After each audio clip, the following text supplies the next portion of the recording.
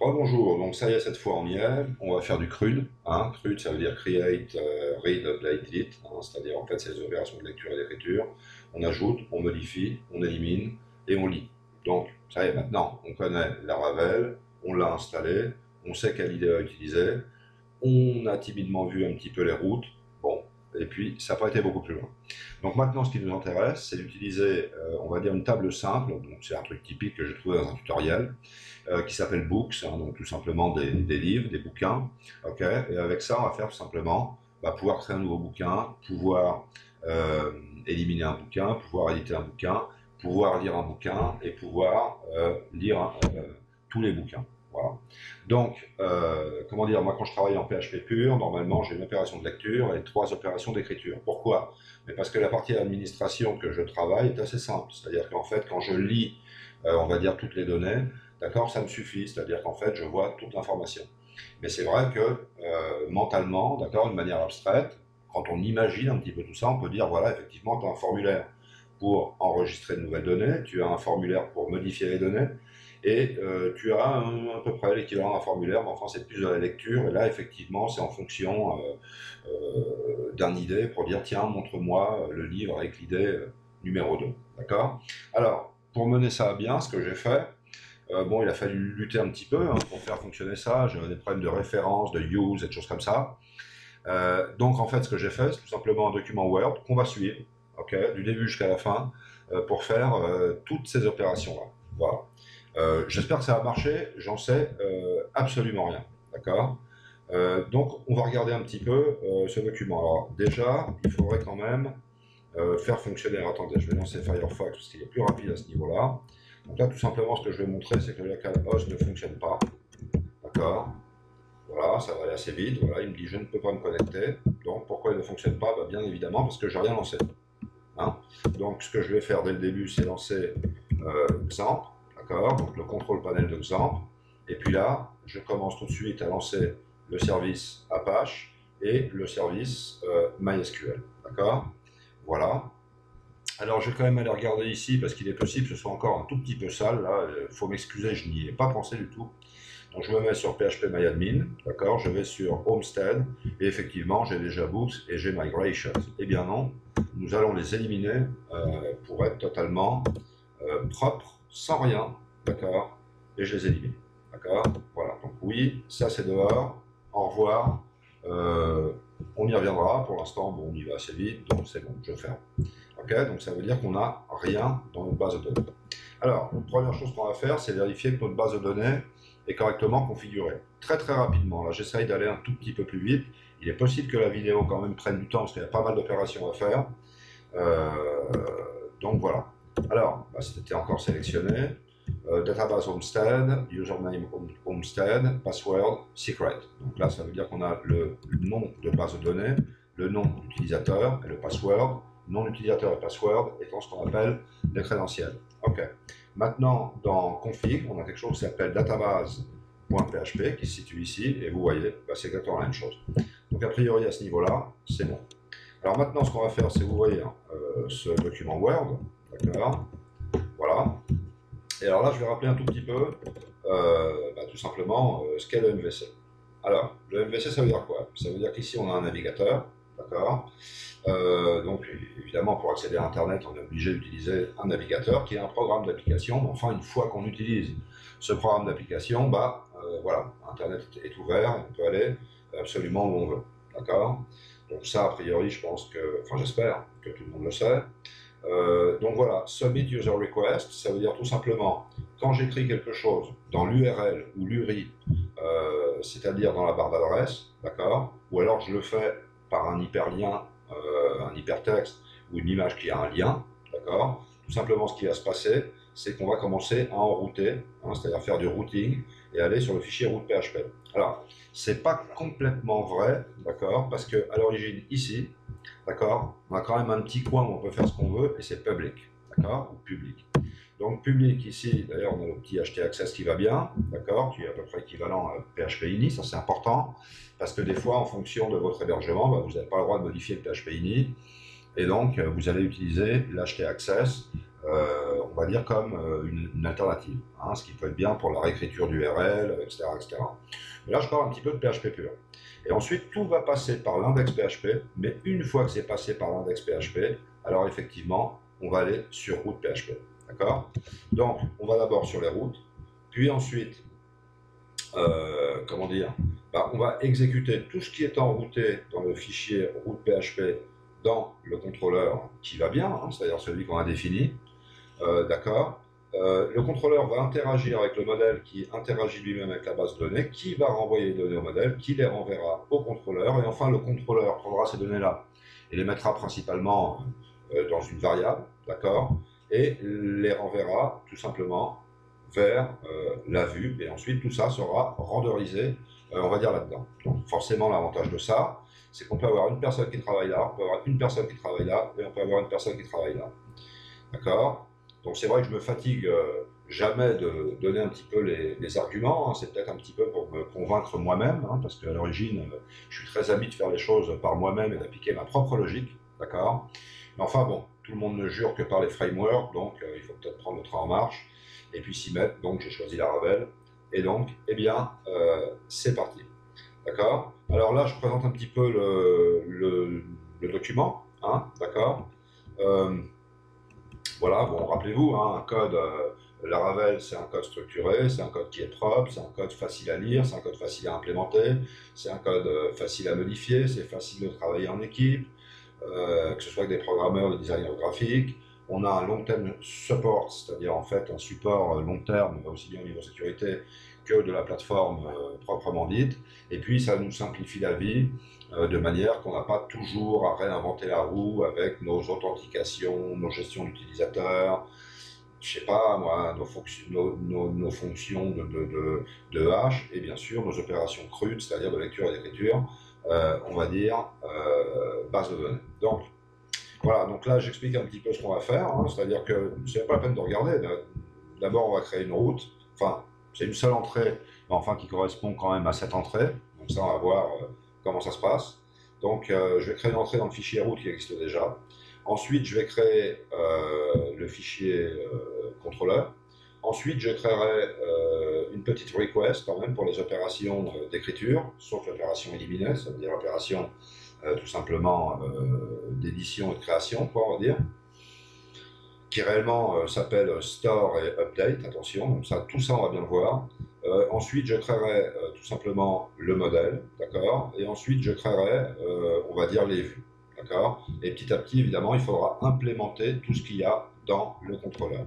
Donc ça on va le voir ici, d'accord. Moi ce que je fais c'est vraiment, je crée ça, je crée ça, je crée ça, je crée le lien avec ça, donc forcément migration, donc ça veut dire outil, contrôleur, modèle, migration, puis enfin vue. D'accord? Moi, je vais de haut en bas. Bon, il y a des gens qui le font peut-être différemment. Finalement, chacun doit trouver un petit peu sa manière de faire les choses.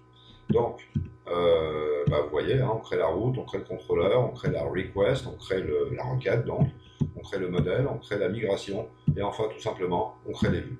D'accord? Voilà. Et puis ici, tout simplement, on va avoir tout le code qui va nous permettre de faire ce qui est important. D'accord? Et de faire fonctionner, tout simplement, ce CRUD. D'accord? Donc, écoutez, a priori, je pense que il faut commencer. Voilà. Donc, a priori, on va commencer à se mettre là. Ok. Ah oui, alors la première chose que je voulais faire, c'était montrer app.php, parce qu'il y a quand même de nouvelles entrées, d'accord, sans lesquelles on ne va pas fonctionner. D'accord. Alors, on sait bien que dès qu'on rajoute un plugin, par exemple, ou un paquet, le packagist ou des choses comme ça, il faut créer de nouvelles entrées dans le fichier app.php, d'accord. Et ensuite, il faut updater, actualiser le composer en faisant un composer update, d'accord. Donc, on va aller voir app.php directement. Donc voilà, ouais, alors database PHP, ça c'est vu, ça je ferme, et maintenant on va aller dans app PHP qui se situe en config. Donc, je me mets là. Alors moi, dès que j'ai rajouté quelque chose, je l'ai marqué. D'accord, regardez bien, this line was added, donc il faut rajouter ça. Illuminate HTML, HTML Service Provider, d'accord. Et bon, alors dans mon cas, moi j'ai mis ça c'est quelque chose que j'ai montré dans une autre vidéo, c'est pour l'auto-compléter. Donc ça, a priori, vous n'êtes pas obligé de le rajouter pour cette vidéo-là. Donc ça, c'est dans la section, on va dire, provider, hein, c'est-à-dire fournisseur, okay, de service finalement. Et ensuite, on a les alias. Alors là, c'est form et HTML. Voilà. Alors depuis la version 5, form et HTML ne sont pas inclus, d'accord? Parce que, paraît-il, on considère que ça ne fait plus partie, ou ça ne fait pas partie d'ailleurs, du core application, c'est-à-dire en fait vraiment du noyau de programmation de Laravel. D'accord? Donc c'est-à-dire qu'en fonction du contexte de votre projet, du contexte de programmation, vous n'en aurez peut-être pas besoin. Donc voilà. Hein? Donc regardez bien ça. Il faut rajouter ces deux alias, form et HTML, puisqu'évidemment on veut fonctionner avec la façade HTML qu'on va utiliser dans notre code, principalement dans les vues et dans nos fichiers .blade.php qui utilisent finalement, on va appeler ça, le moteur de template de PHP. D'accord? Donc là, bah, a priori, voilà, hein, je vous montre bien, prend bien son temps, on ne s'énerve pas, il n'y a pas de problème. D'accord? Voilà. Ok. Donc ça c'est la première chose. Bon, maintenant ce qu'on va faire, alors je vais toujours naviguer à gauche, hein, pour que vous preniez le temps un peu de vous habituer. N'est pas Jeffrey Way qui veut, hein, parce que c'est vrai qu'il va vite. Donc, c'est parti. Qu'est-ce qu'on va commencer à faire? Bon, on va commencer à travailler avec les routes. Alors on sait que tout se trouve quasiment dans App. Jusqu'à la version 4, et la 5 je ne sais pas, tout s'y fait dans App. D'accord? Puis maintenant. Maintenant les views, c'est-à-dire en fait les vues sont en dehors, et se trouvent, ça on s'en rappelle, dans Resources Views. D'accord? Voilà. Donc ici, tout simplement, moi ce que je veux c'est créer une route. Alors route ça se situe où? Ça se situe dans App HTTP. D'accord? Alors déjà, bah, on va vérifier que j'ai plus rien du tout et qu'on va tout recréer. Donc dans routing, bah, on voit que j'ai route PHP, mais a priori, bon, bah, c'est tout. Là ça va. Pour contrôleur, bah, je vais dans controllers et on voit que j'ai le contrôleur de base. Donc ça va, c'est vide. Ensuite, on va aller dans les modèles. Et les modèles, c'est dans App. On ne voit aucun fichier par ici, là. Donc forcément, ça veut dire que c'est vide.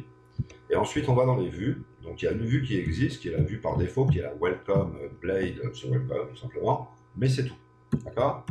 Donc, ce qu'on va créer maintenant ici, c'est l'entrée de la route. Voilà. Donc, alors la première chose pour se rappeler un petit peu de la route, rappelez-vous, ça, qu'est-ce que ça veut dire?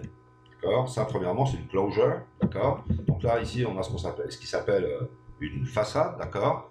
Alors moi, j'ai installé un joli autocomplété qui me fait, par exemple, route. Hop. Et là, je mets, par exemple, get, ça marche. Si je veux mettre un post, ça marche. Si je veux mettre un patch, ça marche. Si je veux mettre un delete, ça marche, etc., etc. Donc, ça déjà, ça marche pas mal. Donc, qu'est-ce que ça veut dire? Ça veut dire, tout simplement, si après ton nom de domaine, tu écris un slash, ce qui est à peu près la même chose que de rien mettre, tu vas m'exécuter, et c'est une closure, soit une closure. C'est cette fonction qui est anonyme. Anonyme pourquoi? Bah, évidemment parce qu'elle n'a pas d'identificateur symbolique, c'est-à-dire tout simplement elle n'a pas de nom, d'accord? Et on va renvoyer une vue, d'accord, qui s'appelle welcome, d'accord? Ça on l'avait déjà vu, et on avait vu que si je mettais welcome.php ou welcome.blade.php, ça ne marcherait pas. Bon déjà welcome.php ne fonctionnera pas parce que déjà le fichier s'appelle welcome.blade.php, d'accord? Donc déjà, je dirais que ça c'est assez clair. Okay. Donc, qu'est-ce qu'il faut faire pour faire fonctionner ça? C'est assez simple. On se met sur le navigateur qui va bien. Ici, on va sur Laravel. De Laravel, on va à public. Et voilà ce que ça nous envoie. D'accord? Donc, ça veut dire que dans ce cas-là, tout simplement, en suivant ça, bah, ça veut dire qu'on est en route. Ça envoie ça tout simplement au contrôleur. D'accord? Le contrôleur, ensuite, tout simplement, ce qu'il va faire, c'est... Non, c'est faux. Ce que je dis est faux, désolé. On enroute directement vers la vue. Alors là, on va enrouter vers le contrôleur, qui ira vers le modèle, qui ira vers la base de données. Donc là, on va faire le truc complet. Hein. Ce que je vous montre, c'est un truc qui dit, clac, je vais là, et de là, je saute à là, tout simplement. Et j'exécute ça. D'accord? Alors ça, pour le voir, c'est assez facile. On va faire un CMD, et on va voir la seule route existante. D'accord? Donc on va sur Centre. On va sur htdocs, on va sur Laravel, d'accord? Et là, on met PHP, artisan, route, list, d'accord? Et vous voyez qu'ici, on a un get et un head qui dit, tiens, si on met un slash, à ce moment-là, l'action, ça va être tout simplement l'exécution de la closure, qui est un return, c'est-à-dire qu'on renvoie tout simplement, on on va dire, la vue qui va être renderisée. D'accord? Et cette vue, bien évidemment, se trouve ici dans Resources, Views, et là on a welcome.php, vous voyez que c'est du pur HTML, voilà, avec quelques messages, div, paragraphes, etc. D'accord? Donc ça, a priori, on va le fermer, je crois que c'est CTRL F4, ouais, exact. Donc c'est bon à savoir, c'est bon à prendre. Bon. Alors, ce qu'on pourrait faire, c'est que ça, par exemple, on va le laisser comme ça. D'accord? Donc, auquel cas, si je demande là, bah, a priori, il me dira Your application doesn't have any routes. Donc, c'est-à-dire qu'évidemment, on n'a aucune route. D'accord? C'est logique. OK? Et maintenant, ce qu'on va créer, bah, c'est la première entrée. Donc, on y va, c'est parti. Donc, ça, a priori, c'est fait. On va rentrer. Donc, là, on va sur app http routes.php. Ouais. Et on va utiliser routes resources. OK? Voilà. Donc, tout simplement, ce que je vais faire ici, c'est prendre ça, je vais copier ça et coller ça, d'accord? Et je vais le mettre là. Ok? Voilà. Alors avec ça, je vais l'enregistrer. Alors attention, Resources, ça a un seul S. Moi j'ai tendance à mettre comme ça. Faux. C'est comme ça. D'accord? D'ailleurs, je ne sais même pas s'il va me le mettre ou pas. Comme ça. Si il me le fait, donc l'autocompléter est quand même pas mal. Okay. D'accord? Et bien voilà. Et donc, avec ça, qu'est-ce qui se passe? Avec ça, ce qui se passe, c'est qu'en fait, je suis en train de créer d'un seul coup et en une seule ligne, d'accord, comment dire, toutes les routes qui vont pointer donc du routeur vers le contrôleur, vers des méthodes déterminées, qui seront des méthodes qu'on devra implémenter dans le contrôleur, d'accord? Alors pour vérifier ça, on se remet encore ici, on fait PHP artisan route list et regardez bien la différence. Ah, c'est pas mal. Vous voyez, book controller n'existe pas. Donc automatiquement, il y a un blocage. Ça veut dire quoi? Ça veut dire qu'on est obligé de créer, on va dire, le book controller. Pourquoi? Tout simplement parce qu'on lui dit, moi je veux que quand tu écris slash book, parce que ça finalement on pourrait le mettre comme ça, d'accord, tu ailles vers book controller. Il me dit oui, mais book controller n'existe pas. Alors donc, il faut créer book controller. Alors pour créer book controller, on va faire PHP. On ira le voir après. Artisan make contrôleur. Si vous avez des problèmes et vous ne savez pas trop comment faire, vous mettez help avant, attention, parce que si vous le mettez après, il va vous créer un contrôleur help. Et regardez ce qu'il vous fait. Il vous dit directement ce qu'il faut que vous utilisiez. D'accord? Donc moi, ce que je fais, c'est ça. J'enlève le help. D'accord? Et là, je vais marquer book au singulier avec un B majuscule, important, contrôleur C majuscule. Ok, je valide, d'accord, et le contrôleur s'est créé correctement. Alors on va voir si c'est vrai. On se met là, je me mets là, et effectivement, là j'ai le contrôleur avec toutes les méthodes. Donc, pour l'instant, on ne va pas regarder ça. Tout simplement, ce qu'on va faire, c'est PHP artisan route list. Boum. Et automatiquement, on a ce résultat-là. D'accord? Alors là, on va prendre un petit peu notre temps de regarder ça et d'essayer de comprendre un petit peu à quoi ça sert. Alors voilà. On a différentes colonnes, hein, domaine, méthode, URI, nom, action et middleware. Okay, donc le domaine, c'est tout simplement le local host, c'est le host local, ce qui correspond à 127.0.0.1, c'est-à-dire en fait, c'est un serveur web qu'on a chez nous qui simule bien évidemment le fonctionnement sur le serveur et qui nous permet de travailler, on va dire, localement. Voilà. Ensuite, on a différentes méthodes, ce qu'on appelle des verbs, c'est-à-dire en fait des verbes, c'est-à-dire en fait c'est des types de submit. Donc on a 4-5 types là, on a le get, on a le post, d'accord, on a le patch, on a le put, et puis a priori c'est tout, d'accord. Qu'est-ce que ça veut dire? Moi je vais vous dire. Principalement, l'index ici c'est une opération de lecture, d'accord. Ça nous permet, alors je peux expliquer ça d'abord, et une fois que ça est expliqué, forcément on comprendra un petit peu les méthodes d'ici. Voilà. Donc ça veut dire que ici il nous met ça, c'est quoi? Ça, c'est book controller @index. Ça veut dire, quand on va mettre ça, ça veut dire exécute-moi la méthode index, qui est une fonction publique, hein, public function index, tout simplement, dans le contrôleur book controller. Donc, on vient de créer notre book controller, il existe, d'accord, et dedans, tout simplement, on a une méthode index. On va le vérifier. Effectivement, on a une méthode index. On regarde juste en dessous, là. On voit store. Regardez bien, store, il est là. Ici, on cherche create. Regardez bien, create est ici. Donc tout le squelette a été créé. Ensuite, je sais pas moi, je descends, et puis là, je vais avoir carrément destroy. Bon, bah, j'ai destroy. OK. Ensuite, on cherche update. Bah, tout simplement, on a update. D'accord. Et ensuite, ici, on a edit. Et edit se trouve par ici. D'accord. Donc, ça veut dire que l'index, ça permet de lire tous les enregistrements. Store, ça permet d'enregistrer un seul enregistrement, bien sûr. Create, c'est le formulaire de création. Destroy, c'est l'élimination proprement dite. Update, c'est la modification proprement dite. Show, c'est le formulaire, non pardon, c'est la lecture, on va dire, d'un seul enregistrement en fonction d'un ID, d'accord. Et edit, c'est le formulaire, on va dire, d'édition, c'est-à-dire principalement de modification, d'accord. Alors vous remarquez bien qu'ici, quand on a le nom, d'accord, c'est quelque chose qu'on va utiliser en interne, principalement dans les vues, en utilisant Blade, d'accord, comme système de template, mais enfin qui simplifie aussi quand même pas mal, on va dire, notre code, d'accord. Donc il y a une manière déterminée de programmer ça. Bon, bah vous voyez, book.index, automatiquement, c'est bookcontroller@index, voilà, tout simplement, d'accord. Voilà, c'est tout. Pourquoi book.index? Parce qu'on sait que ça correspond à la méthode index, d'accord, mais que ça a à voir forcément avec l'URI qui commence par book, d'accord. Et quoi qu'on mette après, d'accord, on aura ça, d'accord. Donc ça veut dire que si vous mettez nom de domaine, je sais pas moi, http :// voici mon nouveau domaine.com, ok, ben vous mettez un /book, c'est ça qui va s'exécuter, d'accord. Par contre, si c'est un get, si c'est un post, ça va être le store, etc., etc. Remarquez bien que le get a toujours à voir avec les opérations de lecture. Get, c'est index. On lit tous les enregistrements.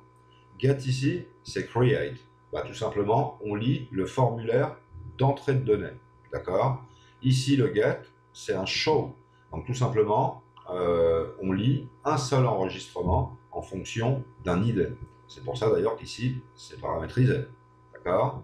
Et ici, ce get-là, bah, tout simplement, on lit le formulaire de modification et on lui remettra les données qu'on avait dans la base de données. D'accord. Le post, c'est pour l'opération d'écriture, mais de type, j'appellerais insert, hein, c'est-à-dire ajouter un nouvel enregistrement. D'accord. Le put et le patch, d'ailleurs, les deux, tout simplement, sont pour l'update. Alors, je crois que le patch, c'est un truc qui n'est pas très naturel, mais qu'à la fin, Laravel, de manière interne, utilise un champ caché, d'accord, et puis transforme ça dans un autre verb. Je ne sais pas si c'est un post, je crois que c'est un post, etc., etc. Et ensuite, on a le delete qui, forcément, va correspondre au destroy. Alors, je ne sais pas si ça fait un peu chinois, tout ce que je vous dis. Moi, je peux vous dire qu'il y a 2-3 semaines, pour moi, c'était du chinois.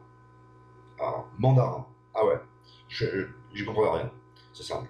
Donc, mais là, ça commence à devenir très clair. D'accord.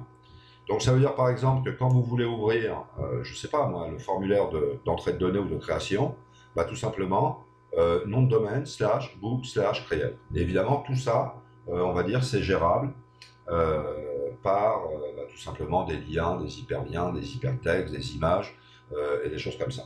D'accord. Donc la méthode, bah, c'est le type de submit. L'URI, c'est finalement ce qui va se passer dans la barre d'adresse du navigateur. D'accord. Le nom, bah, je dirais que c'est un petit peu la manière interne finalement de dire ce qu'on veut faire, qui est finalement tout simplement exécuter la méthode, une méthode déterminée dans le contrôleur. Alors le middleware, là, il n'apparaît pas, mais je dirais que le middleware, c'est plus pour la validation, et je suppose, parce que je ne l'ai pas vu quand même, j'ai rien vu par rapport à ça, que c'est évidemment de la validation côté serveur, mais aussi de la validation côté client. Ça veut dire quoi? Ça veut dire si on ne valide pas, pas bon.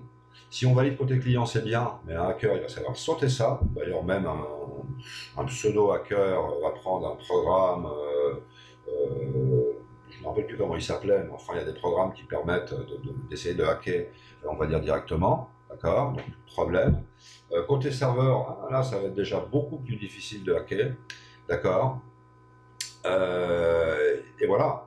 Donc, en fait, idéalement, moi, je pense qu'il faut minimum une validation côté serveur, mais idéalement une validation côté client et côté serveur, puisque si la validation ne passe pas le côté client, forcément, c'est même pas la peine de rechercher le côté serveur, puisqu'en fait, on lance la validation, on va dire, enfin, sur l'étiquette forme, sur la balise forme, tout simplement on a un non-submit, et bien évidemment, si on reçoit un false, il n'y aura pas de validation côté serveur. Voilà. Donc, ça, c'est quand même assez important. Donc, moi, à l'origine, je considère 4 opérations, une de lecture, 3 d'écriture. Si c'est un tout petit peu plus complexe, ça va être 2 opérations de lecture, une opération d'écriture. Bah, écoutez, ici, a priori, c'est 7 opérations. Donc, dans le contrôleur, on met simplement cette entrée. Ce qu'il faut savoir, c'est que, voilà, moi je vais me remettre sur route ici. D'accord. Si je ne l'avais pas fait comme ça, imaginez par exemple que je veuille faire le premier, qui va être celui-là. D'accord. Moi, ce que je vais faire, c'est le copier-coller. Je suis assez adepte. D'accord. Je vois des gens comme ça qui vont à toute vitesse en train de rentrer leur truc. Bon, le copier-coller existe quand même aussi. Hein. C'est comme ça. Bon, voilà, donc on y va. Là, donc, resource book, ouais, c'est pas de problème. Donc là, on met l'URI. Voilà, tout simplement. Alors, attention, parce que des fois c'est une URI, des fois c'est un répertoire, donc c'est pas toujours très clair. Il faut bien connaître les conventions, parce que la Ravel essaye de remplacer un petit peu, un maximum la configuration par la convention. D'accord. Donc il faut bien connaître les conventions, parce que des fois on se demande pourquoi ça marche, ou tout simplement pourquoi ça ne marche pas. D'accord. Donc, d'accord. Et là, qu'est-ce que je ferais? Là, je mettrais tout simplement ça. Voilà. Et si je voulais, alors, donc là, il faudrait que je mette get, d'accord. Et ça, ce sera exactement la même chose, d'accord. Alors, évidemment, maintenant, on dit oui, mais attention, il faut que tu mettes le deuxième. Donc là, je vais mettre post, d'accord.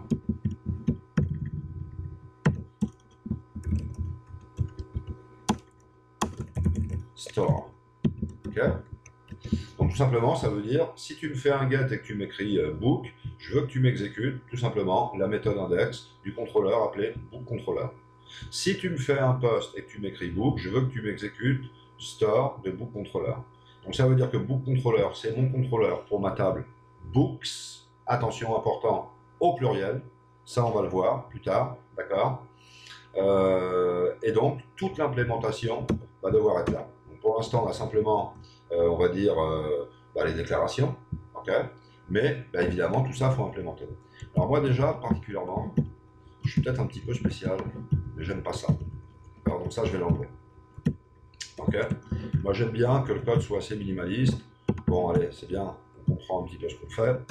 Donc a priori, il n'y a pas de problème. Bon, maintenant, pour les auto-complétés, etc., c'est vrai que c'est quand même pas mal. Donc pour l'instant, je vais le laisser comme ça. Et puis voilà. D'accord. Voilà. Là, on va ouvrir un petit peu nos uses. Ok. Lui, on l'utilise jamais.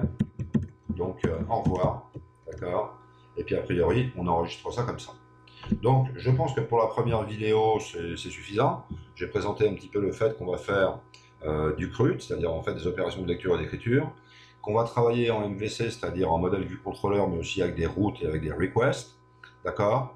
Donc, je pense qu'il y a peut-être 10 minutes, un quart d'heure qui sont passés. Donc, je vais arrêter tout simplement ici. Et je vous donne rendez-vous à la prochaine vidéo. Je ne sais pas combien il y aura de vidéos pour ça, mais enfin, je ne pense pas que ce soit quand même trop long. Voilà. Donc, à tout de suite.